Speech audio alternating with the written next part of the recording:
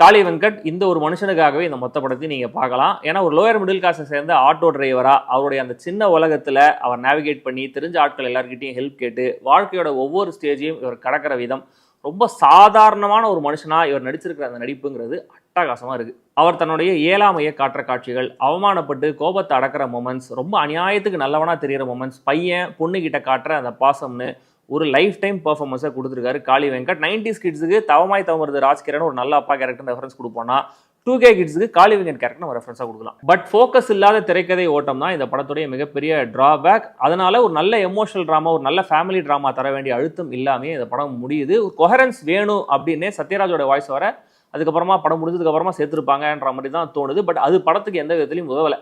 In fact படம் முடிஞ்சு நண்பர்கள்கிட்ட பேசிட்டு இருக்கும்போது இதில் சத்யராஜ் வாய்ஸ் வரவே தேவையில்லையே, ஜஸ்ட் லீனியராகவே எல்லா விஷயங்களும் சொல்லியிருந்தாலே கூட இந்த படம் ஒர்க் ஆயிருக்கும் போல இருக்கேன்ற மாதிரி தான் என்ன மாதிரி நிறைய பேர் ஃபீல் பண்ணதை பார்க்க முடிஞ்சுது. ஆல்ரெடி சொன்னேன் இல்லையா, தவமாய் தவம் இருந்து அப்பா கேரக்டர்னு, அது அப்பா கேரக்டர் மட்டும்தான். படம் அந்த மாதிரி ஒரு ஃபீலை கொடுக்கல. ஏன்னா இது ஒரு அப்பாவோட கதையா, ஒரு பொண்ணோட கதையா, இல்லை பையனோட கதையா அப்படிங்கிறதுல ஒரு கிளாரிட்டி இல்லை. ஜஸ்ட் ஒரு collection of moments, collection of thoughts, ஒரு ஆந்தாலஜி மாதிரி தான் ஃபீலை கொடுக்குது.